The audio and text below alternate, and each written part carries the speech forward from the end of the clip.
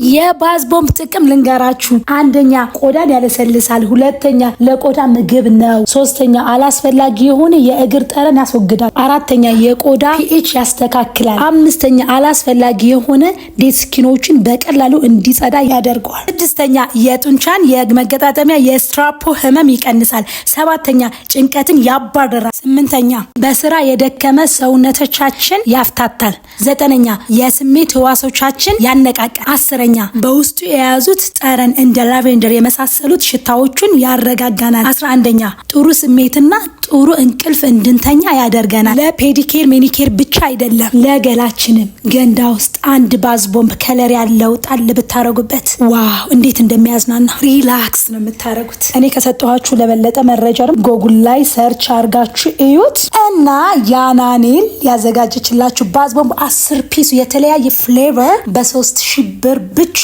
ወደ ክፍለ ሀገር እንልካለን። በብዛትም ወስዳችሁ ማከፋፈል ለምትፈልጉ ደውሉልኝ። ቴንክ ዩ ሶ ማች። ወዳችኋለሁ። ባይ